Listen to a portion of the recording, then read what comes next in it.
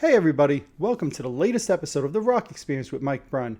On this episode, I'm joined by legendary vocalist Geoff Tate, and he'll talk all about his upcoming release with Sweet Oblivion, as well as his recording and touring plans for 2021. Geoff will also take us on a trip down memory lane and talk about what it was like performing on the Grammys, touring in the 80s with Kiss, as well as his thoughts and comments on a potential Queensryche reunion, as well as seeing the new band live. I think you guys are going to really enjoy this episode, so let's jump in and let's get started.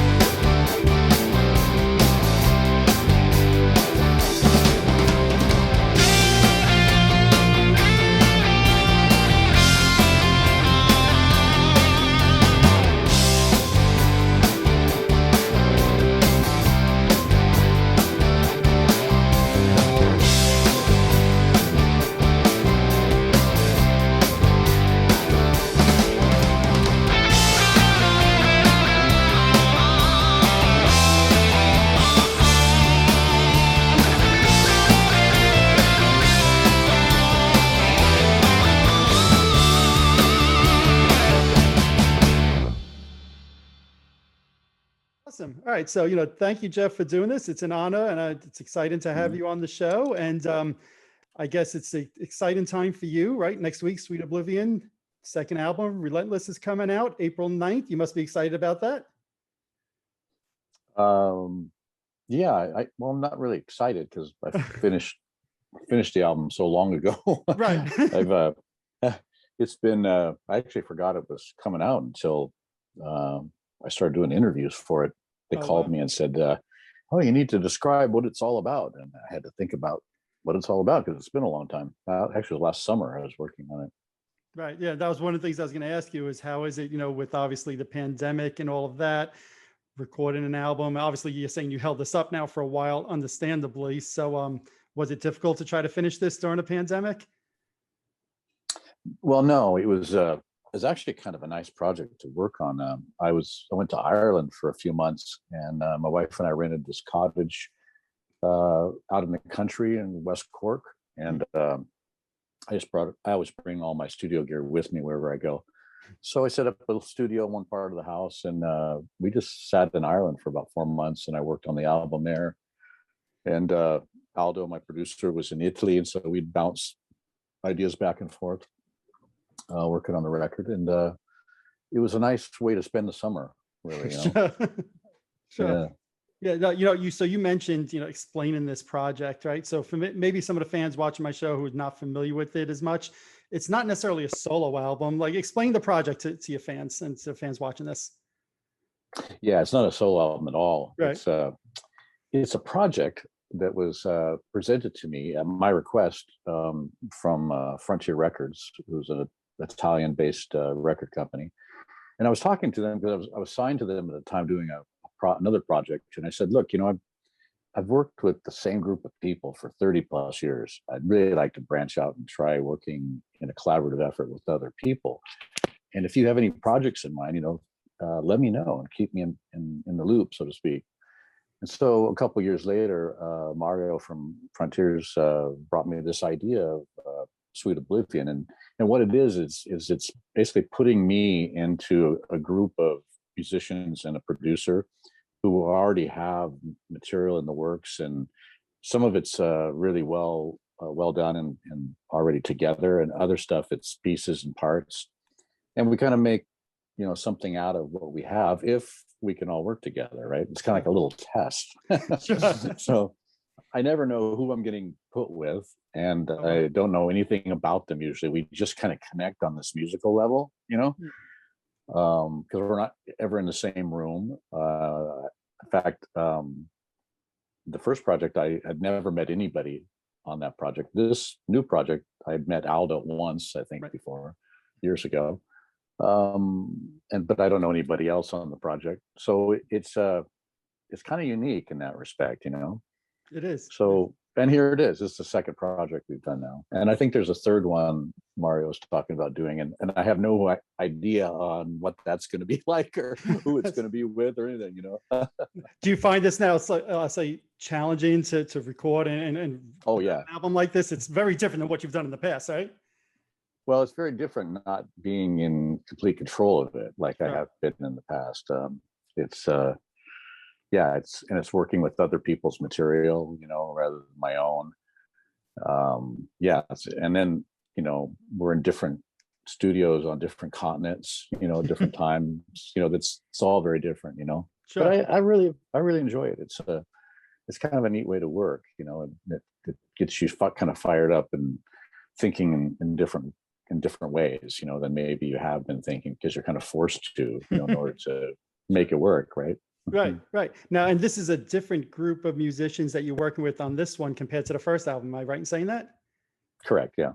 That's so cool. So I know you just released the video, I guess, a couple of weeks ago for the song Another Change, right? So talk about Yeah. recording that video and what that experience was like for you. Oh, it was a nightmare. Really? Absolute nightmare. Oh, Yeah. why? Why is that? Well, if you look at the video, you can see that it's freezing cold outside. Yeah. It was snow. Seattle had gotten the first big snowstorm, I don't know, in 10 years, something like that. And so the whole city just grinds to a halt when that happens. And we don't have that snow removal equipment, and we're not set up for snow here. So we were lucky to get a camera to shoot the thing, and it kept falling off the tripod because it was so cold. I mean, it was really cold. You're probably used to really cold weather. I'm a New Yorker. I'm used to it. Yeah. But we're not used to that kind of weather out here, But anyway, I guess the major challenge was, trying not to get a big red runny nose, when you're being filmed, right?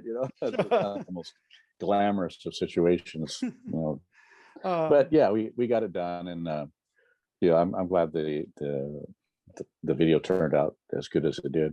Yeah, you'd never know watching it. It came out very well after all of that. So good job, I guess, piecing it all together and getting something good together.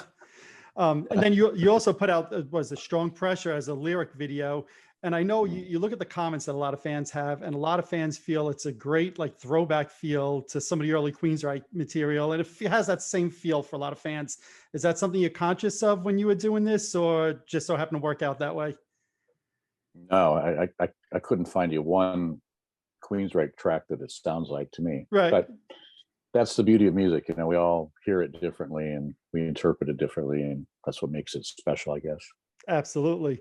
So, to that point, though, I know on this album you have a song you're singing in Italian, yet I understand you actually don't speak Italian. Is that correct? That's correct. Yeah. So what do you have to memorize all the words and the phrasing? Yes. And funny enough, it was my idea. It proved to be, a lot more difficult than I anticipated. Mm-hmm. I wanted to do a song for the Italian fans. It's an Italian record company. Everybody but me on the album is Italian.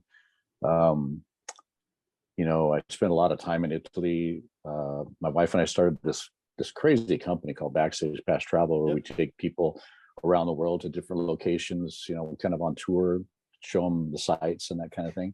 Mm-hmm. And one of the places we go is Italy. It's become very important to me now, and truly guitar players I play with in my band, my touring band, are Italian, who also appear on the record as well. So I just thought it'd be cool to have at least one track in Italian. Right. And Aldo, my producer, said, "Well, why do you want to do this?" So I explained to him, why. Right. And he said, "Well, okay, but I have to understand what you're saying, or else we cannot have it on the album." Which, okay, I agree with that. If it's badly done, then nobody knows what you're saying, and it defeats the whole purpose of the thing, right? So, of course.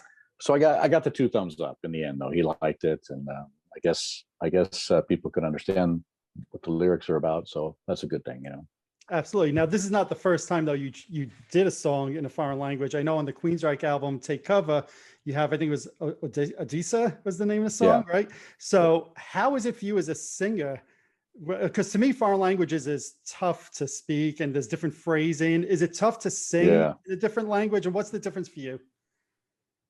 Well, Italian is easier, I think, Mhm. typically because of my ear training and growing up, taking vocal lessons and studying voice. You learn opera techniques and you Right. sing along to opera music quite often. And I studied classical music when I was in school, so I had more of an ear for hearing the language, Sure. And it's a lot of vowel sounds that are very similar to English. If I had to perform something in German, I don't think I would be Right. able to do that. German is a very difficult language Yes. for me, and I think a lot of English speakers. But yeah, for some reason it worked, and it worked out well, and I'm happy with it, and I hope people like it. Yeah, no, it's good feedback so far from to me from what I've heard. Um, you mentioned your voice, right? Now, none of us are 20 years old anymore, right? How do you keep that voice in such great condition? Because it's not like in the 80s you were singing, you were singing in some of these high registers, and compared to your peers, you still got it. How do you keep that? Well, the voice is a muscle, and you have to work it out. And so try to sing hard every day, and I exercise. I do a lot of aerobic, training, and try to live. Well, I try to balance my decadent leanings towards a decadent lifestyle Mhm. with the smart moves of eating oatmeal in the morning and working out. Oh, that's I great. know that's the boring stuff that I tend not to focus on, but yeah, when I tour, my band just has a tough time because I don't like to take days off. I like to I like to play every day. If I have days off, I get too, I don't know, complacent, and I get into trouble. There's like it's problematic, So I like to keep working every day, and so my agent will call me and say, "Look, you you regularly sing 22 days in a row before I can schedule you a day off. I've got some runs of dates coming up, and because of situations, I'm going to have to stretch that to 24 Mm. or maybe 25 in a row. What do you think? Are you Mhm. been able to do that? And so far I've been able to do it. But that may end someday. I hope not. But right Well, now I let's hope feel not. good. Yeah, No, I feel that, strong. I feel good, and I enjoy singing. I enjoy performing, and I'm really liking the tour that got canceled and is postponed.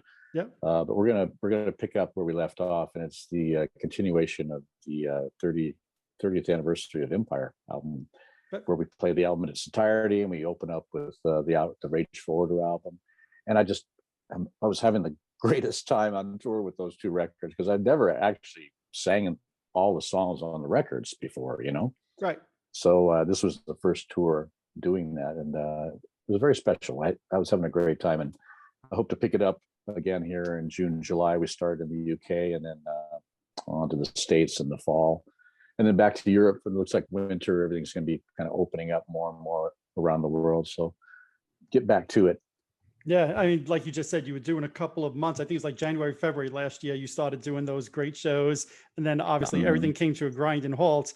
How tough was it for you to get that started? Like you just said, you were the type of guy that was out there playing 20, 25 shows a month, and now everything comes to a grinding halt. How tough was it for you to stop that tour after just a few weeks, pretty much? It was tough. Yeah, it was really tough because a lot of it was sold out, and we have everything revolving around the tour, so it required a lot of reorganization and a lot of planning to get everything correct. And uh, 90% of my band is not United States citizens, so that takes special visas, and Sure. now visas run out and they have to be renewed, and they're very expensive to renew, and so everybody's trying to figure out what to do, and then they start closing the borders, so you can't go in and out, and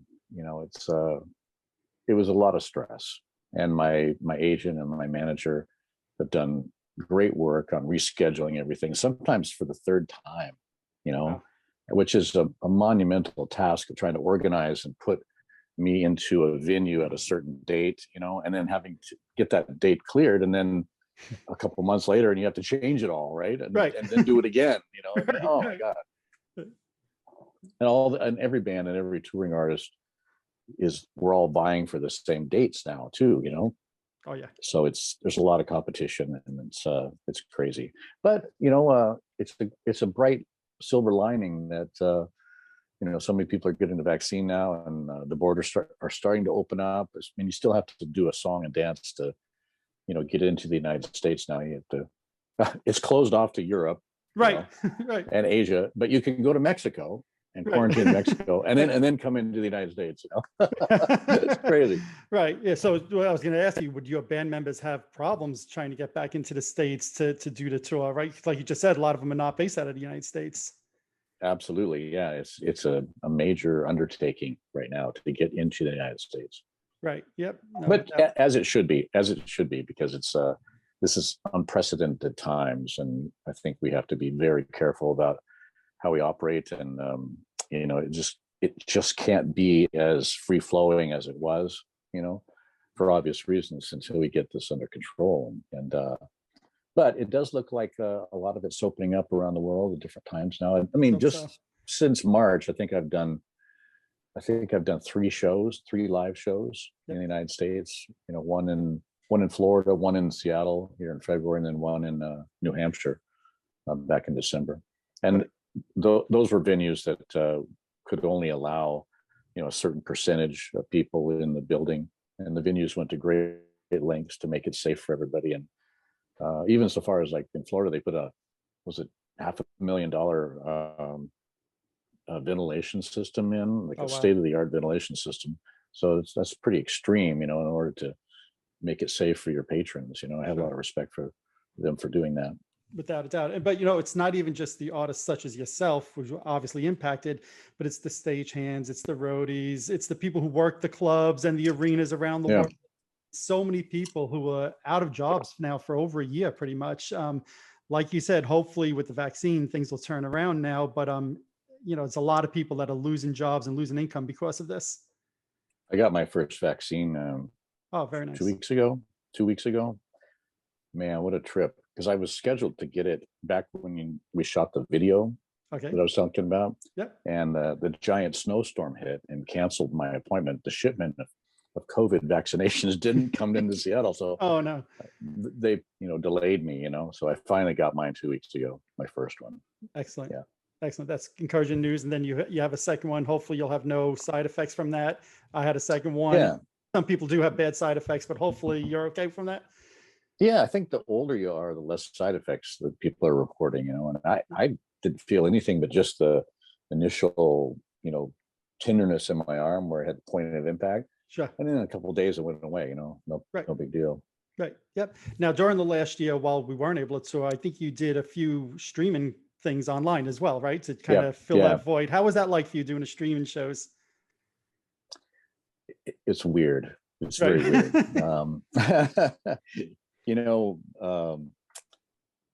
you ever watch like the Ultimate Fighting or MMA? Yeah, sure. I know what you're talking about. Yeah. Well, there's this announcer, and he does the big lead in. This corner, you win. He just goes off the rails, right? And then he comes to the big announcement, and the fighter holds up his hands, and there's no applause, right? And it's just weird because you're so conditioned to, react to or feel that applause, and that kind of pumps you up and gets you going. You feed off that, right? Right. And it's the same for the live show. You walk out there and you play your first song and you stop and silence. Right. Yeah. Okay. Well, next then we'll go into play this. It's just after each song you keep waiting for the reaction. And there's no reaction. Right. So yeah, it's kind of weird and strange. But I am glad that I got to do those broadcasts. The fans definitely appreciated it. People wrote me and talked to me about it online and said how much it meant to them. And there was such great support for it as well. It was really nice to see. So I'm glad we did it. It was just a very strange circumstance, you know, to do it. Well, like you said, from a fan's point of view, and I've watched a number of these streaming things, whether it was Kiss, even artists like Jewel, I've watched do streaming things. And it's cool from a fan's point of view. You're sitting on your couch in your living room, you're singing along, we're feeding back off the band. It's just, you don't see it and you don't hear it, but it's been a cool way to kind of fill that void for the past year for the fans, I think. So, you know, when we talk about, we did this, I think the first one we did, or the second one we did was in Ireland when we were there. And we had it set up so we could see certain people we knew. They were having like parties at their house, and they had cameras on, so we could see the audience basically reacting on the different screens in front of us. So that was kind of cool, you know. That's interesting. you couldn't hear him, but you could see him, you know, doing this. Oh, that's hilarious. That's great. That's, you know, that's a cool way though to kind of get a feel for what the vibe's like on the other side of the camera. That's very cool. Yeah, so, like you were saying, you're going to be doing the 30th anniversary tour, Empire, right? And playing that album in its totality. What do you remember about recording the album? When you were recording Empire? Yeah. When you were recording Empire? it, did you know, hey, we've got a hit on our hands with this album? No. It was, you know, it was business as usual, you know, in the sense that we were making a record, and so, you know, of course, we were really into it. And I shouldn't say we, because I keep doing that out of habit. I shouldn't speak for the other guys. I have to say myself, and in my opinion, I was really into it. You know, I was into the songs, and into the way we had discussed on writing the songs was kind of a different approach for us. Chris had this idea that we need to make this record less production oriented and more like the songs should stand up on their own. Like you should be able to play each song on an acoustic song, a guitar or a piano, and the song should stand up, you know, without, you know, background maskings and strange things going on in production, you know. Sure. So that was really the mindset going into it, was to keep it stripped down and really concentrate on the melody construction and what the lyrics were saying. So yeah, that was the process. And no, you know, you never know that something is going to hit, you know, or be popular. It was a big hit record. Absolutely, we had all the ducks in a row. You know, we had a lot of potential songs that they could use as singles. Yep. And we had a multi-million-dollar record company behind us who were really into the record. Yep. And we had a powerhouse management team who could guide the ship. And we had an enthusiastic, healthy band who could play. You know, Queensryche, say what you will, but the band could deliver, you know, a good band. Yes. Great players. And so, yeah, we had all the bases covered for that record. And we had a willingness to be on the road for as long as it takes, you know, which I think we spent 18, 19 months touring that record, you know. Right. Which in the end was not a great idea. I mean, that pretty much made us sick of each other, I think. And when we got off that tour, we didn't speak again for like 3 years, you know. So right. Well, that could be the pressure. Crazy time. Right. That could be the pressure of being on the road with the same people, locked in a bus, in hotels for 2 years. I can imagine that takes its toll on anybody. Yeah. Not to mention also all having a lot of money to spend, and you know, decadence and bad habits, and and young enough to still do all of those things and enjoy. Yeah, right. Exactly. Now, weren't you guys also nominated for a Grammy for Silent Lucidity that year as well? Do I remember that right? We got nominated for something. Yeah, we played the Grammys. Right. Yeah, we played it was a really weird show. We were the only band that played live. Everybody else was lip syncing. Right. And the network didn't know what to do with us, because bands didn't do that, you know. But we demanded to play live. That's what we did. We were a live band. And so it was a big problem.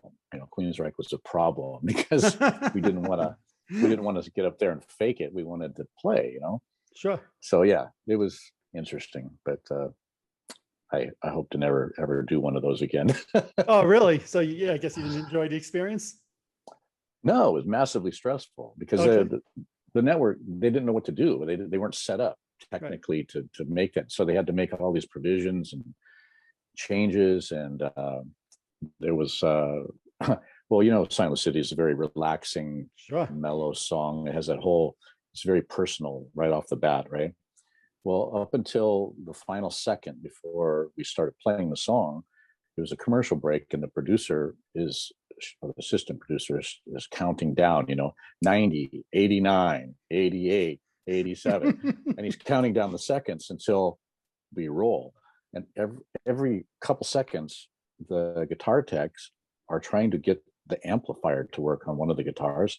And it keeps, every time they put a lead chord in, a patch chord, it goes, oh no. They pull it out. They grab another patch cord and they put it in. All the while the guy's going 27, 26, 25. And I'm just sitting there sweating.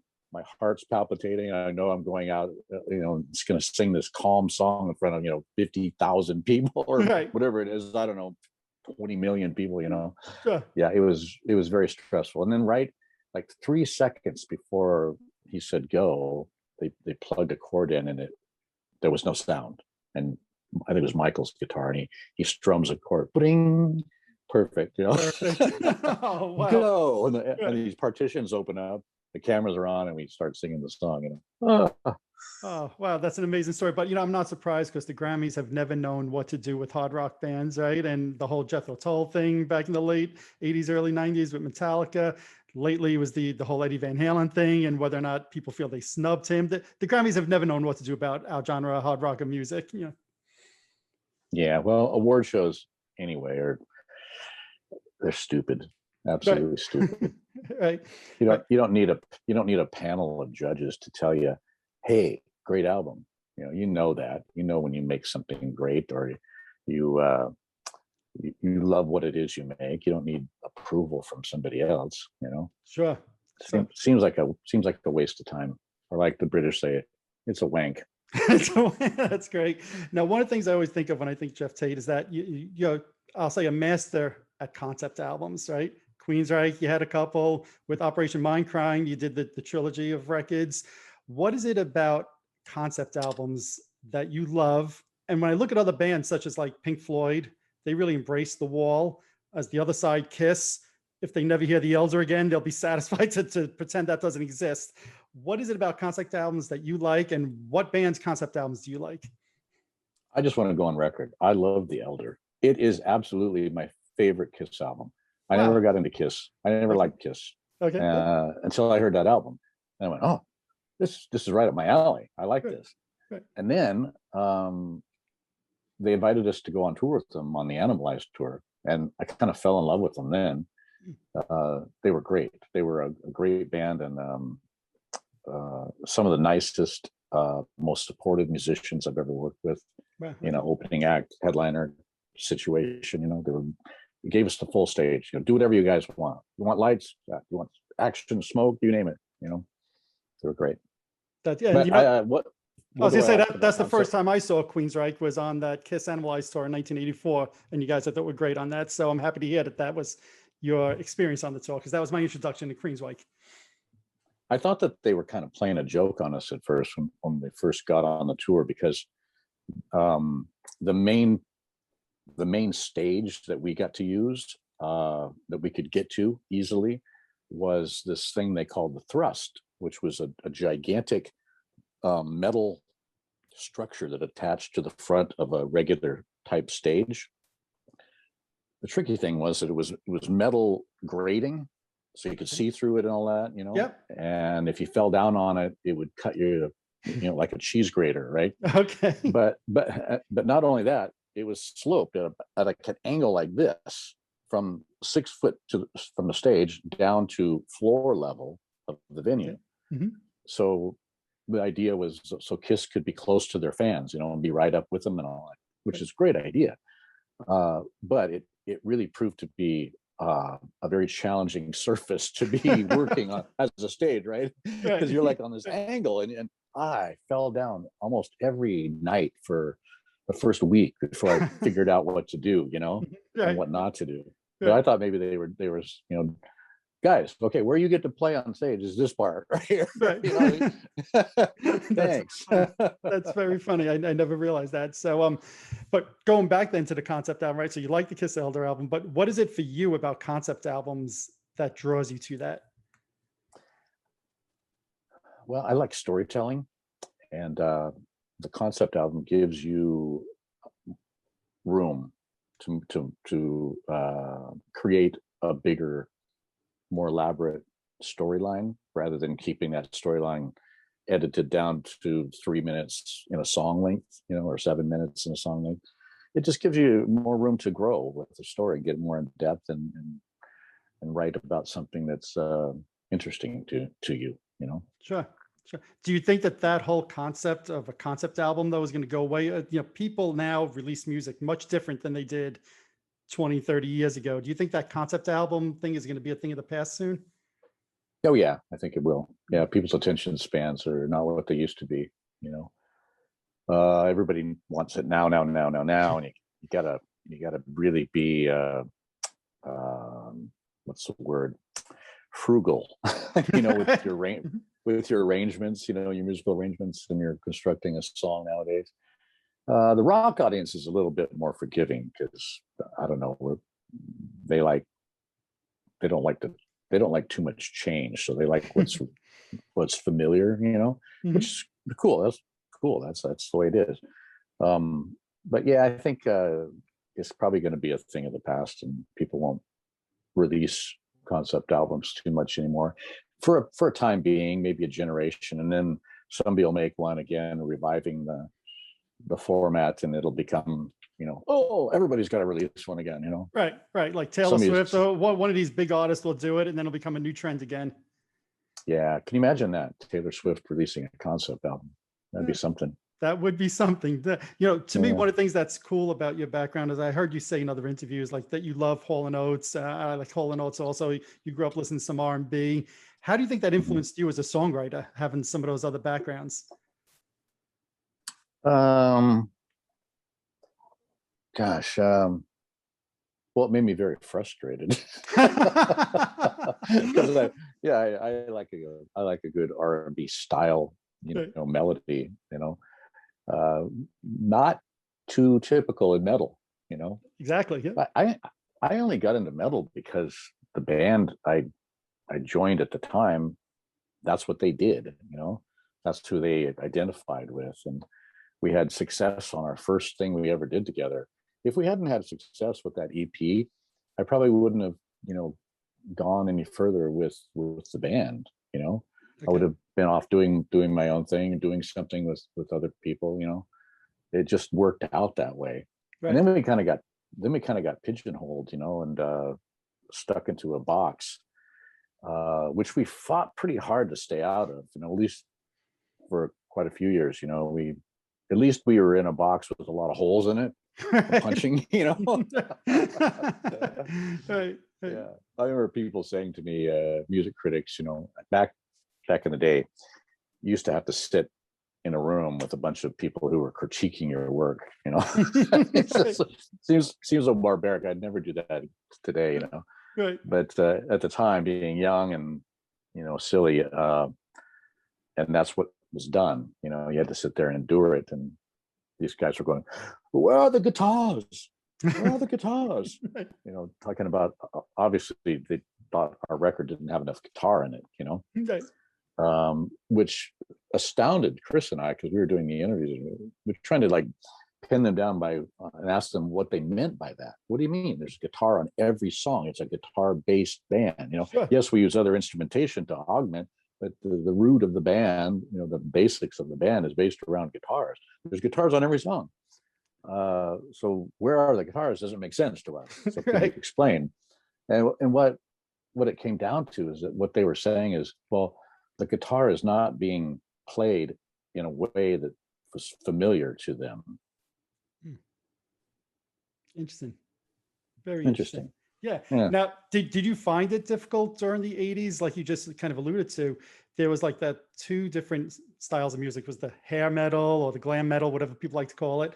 And then there was more of like the thrash, like the Metallicas, the Anthrax, and things like that. You guys were neither really, right? So you were kind of like your own thing. Was it difficult for you? Did you feel in the 80s? Did you feel like people were really trying to pigeonhole you into one of the Oh buckets? yeah. Oh yeah. Well, everybody did, it's even more prominent today. We've just gotten into this mentality of genreification. Everything's got to fit into a box. If it doesn't, then what do we do with it? Right. How are we going to sell it? How are we going Right. to sell it? How are we going to market it? What merchandise are we going to tie to it? I mean, we have to have a platform. Right. It's become so crass. Like in my generation, we didn't have tour sponsors and people giving us products to endorsements, like energy drinks and all this stuff. That was Right. just so declassé. You didn't do stuff like that. That's what, I don't know, lesser humans would do, sellouts would do. Exactly. Yep. And we were real musicians. We didn't do that stuff. Yeah, we would take musical endorsements from a guitar company and a keyboard company or somebody like that, but not products. Just you couldn't put your song in a commercial back then. No way. no, not at all. But then it became like something that, like, around the 90s, everybody just did it. Now that everybody wrapped their bus with some slogan, and everybody wanted to have Jägermeister support their tour, and Right. God, it was like that took a big turn of the mind to figure that one out and to come to terms with it for me. Yeah. But yeah, everybody wants to put you in a box in order to sell you or accept you. Without a doubt. Now, you mentioned before, if the EP hadn't done well, you would have gone on to do something else. Do you think you would have still done a hard rock type of band, or do you think it would have been maybe a whole different avenue for you? Well, I played all the different bands I played in up till Queensryche were, I mean, all kinds of different stuff. Like I did a ELP tribute band back in '78. I played Hall & Oates music in a band. I did Supertramp style stuff with piano and saxophones, and I've done jazz stuff. I've done a pure blues band. I like a lot of different kinds of music, Mm-hmm. So probably I would have experimented around with other things and to see what hit, but Sure. Queensryche hit, and Right. gosh, we've made a pretty incredible career, for 30 plus years, with that band. And I'm very proud of what we've done and our legacy, the albums we made, the songs we wrote. Very proud of that stuff. As you should be, right? I love on your website, you say you're a musician and songwriter. I love that's the way you describe yourself. If you were going to say 3 songs as a songwriter that you'd want to be remembered for, what are the 3 songs that come to mind first? They're all on my next record. I like it. I like it. I like it. Very good. The best song still hasn't been written. I love it. Speaking of next record, right. What is the next plans for you? Well, that's a good question, because I don't know. I have so much stuff. I have so much music. And I haven't really figured out how to release it all yet. Should I release it in like groups, of songs that kind of fit together? Or should it be like, one song every quarter kind of thing? Or should it be an old school album? Should it be a limited release? I don't know. I'm still in the kind of research phase right now because I haven't got everything finished yet. So I got some time. I think the Sweet Oblivion album just came out, so that'll kind of be the stopgap until I release my next thing. And I'm not sure if I'm going to release it under my own name or as another project title yet. I guess I should probably release a solo album because I haven't released one in 10 years. Right. and the one before that was 10 years prior, Right. So like once every 10 years I release a solo album. That seems strange, but I guess I'm due for one. Right. Yeah, I always envision you have like the Geoff Tate umbrella, you have the solo artists, you have Sweet Oblivion, right? You've had Operation Mindcrime, which has been dormant now for a couple of years. I don't know if that is that still a thing, the Operation Mindcrime band? It could be. Yeah, it could It could be. be. Okay. Right. Yeah. And then obviously you had the Queensryche umbrella. So to me, it's like this whole, you know, body of work that could you could Yeah. fall into any of those categories. It's kind of a confusing body of work, but yeah. I think are you familiar with Mike Patton from Yep. Faith No More? Faith No More. He and I are kind of similar in a certain sense, as we have kind of many different styles of music we like and that we've released, in different formats, and we're not pinned into one thing so much, I'm comfortable with that. I like that kind of company. I respect him a lot as an artist. Yep. I was talking to Brian Wheat from Tesla about 10 days ago, and he said the same thing. He has like 20 some odd songs he's ready to release, and he doesn't know what to do with them. And he said something interesting. He goes, I might just release like a song of a month type of thing, and just every month just hit fans with a new song. And he said the same thing you said. Fans' attention span just isn't there for a full 10, 12, 13 song album. So I'll hit him with a new song every month. And that's even what Eddie Van Halen's son seems to be doing, a kind of 1 or 2 new songs every couple of weeks or whatever. And it seems to be working. Yeah, it's kind of an interesting format. I understand a lot of people are doing that now. It's cool. Yeah. So I just want to give you a moment to plug. You mentioned before your Backstage Pass travel company. So just tell fans what that's all about. Well, it's a good time, I have to say. Yes. Well, we take groups of people, typically 20 to 30, roughly, people on trips. I mean, trips. Okay. Yeah, we go to Italy, we go to Germany, we go to France. We have a Pacific Northwest trip. We have a Montana trip, which is coming up here in May. And each trip is designed around the area where we take people sightseeing, and we do stuff like in Montana, for example, we're taking people up into the mountains on a horseback trip. We're doing some fly fishing. We're doing some log cabin kind of camping scenario kind of thing going on, and we're doing a show as well. And it's a lot of hanging out, doing activities, and all based around music.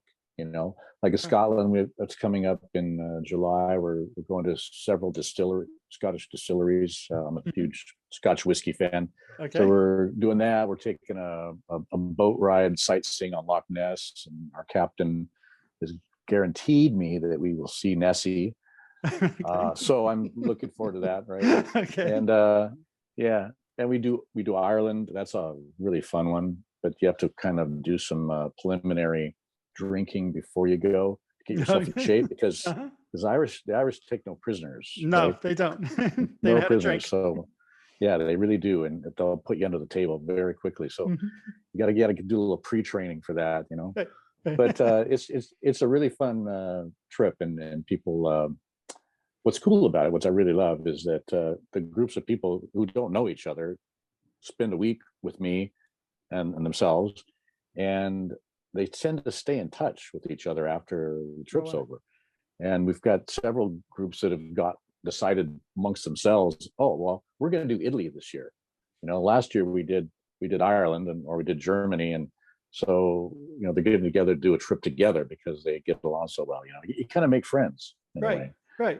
Our Germany trip is cool because, for those of you that don't know out there, I have a wine brand called Insania. It's made in Southwest Germany. And so in the fall, around harvest time, we have a tour that goes there, and we show people all over this very unique part of southern Germany, which connects to Switzerland and France. So you get to see a little bit of France, a little bit of Switzerland, a little bit of Germany on the same trip. And you also get to sample my wine at the vineyard. You can help make some if you want. And we do sightseeing all over as well. It's really fun.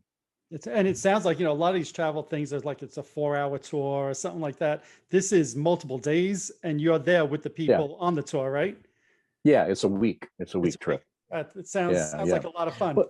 Well, what's really, really, really cool about it is, if you've ever wanted to go to, say, Ireland, but you don't know where to go, you don't know what to see, You feel kind of strange about going outside the United States because maybe you never traveled, in a foreign country before.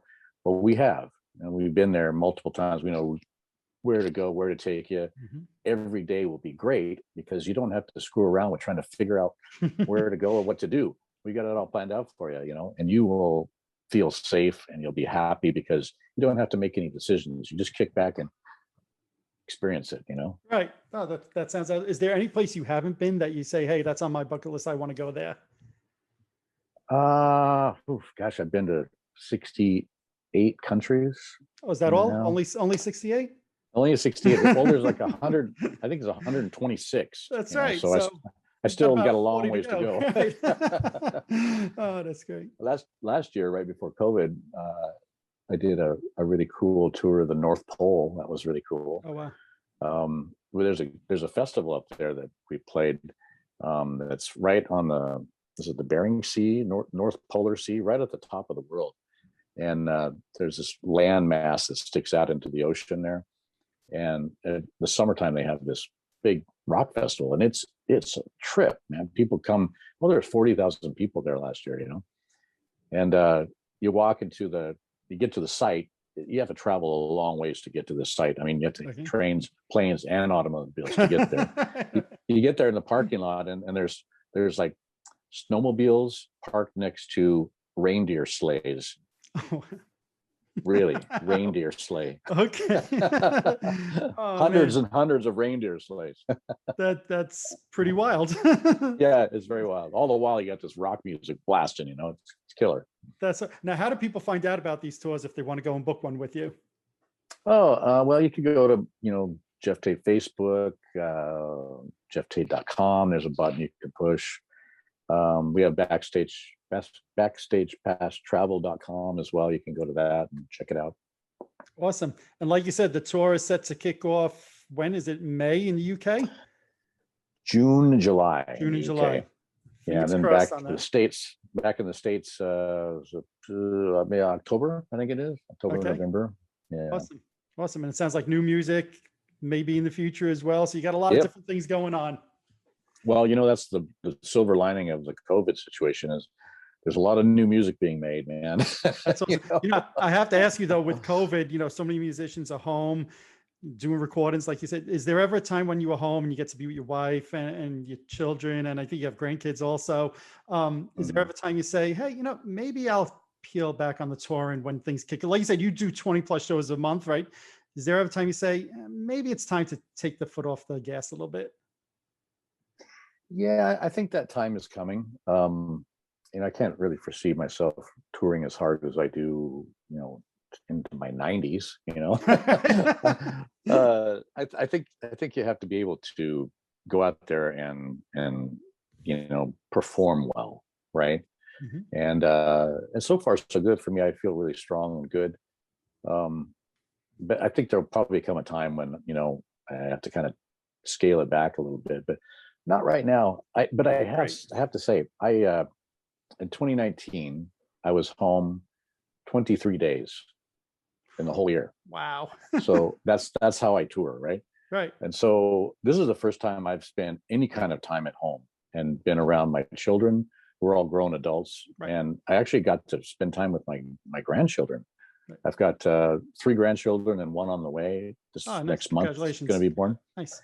And I've actually got to know them now, where before, I of course I saw their photos and I talked to them on the Zoom like this, right. And I'd see them at the holidays, but now I actually have a relationship with them that's more than just a visual, sure. Which is incredible. I really love it. Right. No, that's awesome. I'm happy to hear that. One last thing. I know in the past, with all the things going on in your life, you may say no time for this, but in the past, I've heard you say about Queensryche, no interest in ever going back and revisiting that, to, hey, that would make a lot of sense one day to happen again. 2021, what are your thoughts on that? Do you ever foresee that happening again? Well, like I said earlier, I am very proud of the music we made and the albums we made, and our impact and what we did musically. I don't feel the need to go backwards and to rekindle that kind of thing or try to rekindle that. I think we had our time. and what we did was great. And what I'm doing now, I completely love, Yep. so I don't really see the need to go back. But I guess if enough money is on the line. Never say never, right? Never say never. Gene Simmons taught me that. Isn't that true? Right. And what did the Eagles say? Hell will freeze over until they reunite, and they did, right? So anything is possible. Yeah. Well, you never know what's going to happen. I mean, you could get into a situation where, you have an accident or, God forbid, a health issue or something like that. And man, you need the money, Right. And that's something that, is constantly offered, is these reunion packages, and sometimes it can be hard to walk away from that money. I don't need the money. So, I'm happy doing what I'm doing. That's awesome. Do you talk to any of the guys at all, or has there been no communication at this point? No, I saw them. I saw two of them a couple of years ago when we were playing the same festival. I was headlining the festival in Barcelona with a band called Avantasia who I play with. Yep. And Queensryche was on, I think, at 3 p.m. at the festival. So I went out early to see a couple friends of mine and other bands, and also I want to check out Queensryche because I'd never seen them without me. Right. Okay. Okay. Yeah. And what'd you think? It was a trip. I felt like I was like a scientist looking at it under a microscope, like checking it all out, like, oh my God, sort of completely detached from the whole thing, but kind of looking at it objectively, It was weird. It was so strange because I'd never ever seen them or thought of them without me being there in the band, right? So yeah, it was kind of a weird thing to deal with. Plus, I was really high at the time, so I was tripping out. That took the edge off. Yeah. But man, that guy sounds just like me. It's amazing. And afterwards, I talked to Todd, the singer, and said hi to Michael and Eddie as well, who were absolutely shocked that I think I was there. They didn't were expecting that, At the time, I'd grown out my beard for some reason. I had this huge, like, long beard, like down to here, and Eddie didn't even recognize me. Right? It's like, I'm trying to shake his hand, and he's backing away. Right. Who's this guy with the big beard? Right. Some homeless guy accosting me backstage. Right. That's great. That's great. Well, anything I've heard Todd say, he's always been very complimentary of you, obviously, and what you've meant to that band. So, like you said, it must have been a trip, kind of seeing somebody else doing those songs and kind of singing. Oh yeah. Well, I think Todd just came out with a new solo album, didn't he? Yes, he did. Yep. Yeah. I'll have to check that out. Yeah, he's a good guy. He's all right. Awesome. For a kid. For a He's kid. all right for a kid. For a kid. There you go. Well, like you said, you've got a lot going on as we look into the future here. Your best 3 songs are still yet to come, so I'm excited about that. Anything else you want your fans to know before we wrap up today, Geoff? I'd say thanks for listening all the years and the emotional support. and I'm really looking forward to seeing everybody on tour, hopefully this fall, I'm going to say, in America. Yep. So looking forward to it. I hope to see everybody out there. Awesome. Well, thank you. We hope to see you as well. Stay safe, stay well. Good luck with the second COVID vaccine that you get in a few weeks. And we hope to see you on the road. That's all right. Take it easy. Take care. Thanks for the time on your show today. I appreciate it. Man. No, thank you. I appreciate it. It's been an honor. Thank you very much. All right. Take care. All righty. There you have it. I'd like to thank Geoff for spending time with me talking all about the new Sweet Oblivion album, as well as new music that's on the way from Geoff. I know I speak on behalf of all the fans that we're really excited about that. We also look forward to hopefully seeing you out on the road later this year. If you're watching on YouTube, hit that subscribe button below. If you're listening to one of my podcasts, subscribe over there as well. Also, head on over to Facebook and follow my page, The Rock Experience with Mike Brunn, where each and every day we talk about all the rock and roll music that you love. You should also follow me on Instagram and Twitter as well. That's it for this episode. Thanks for watching. Thanks for listening. See you next time.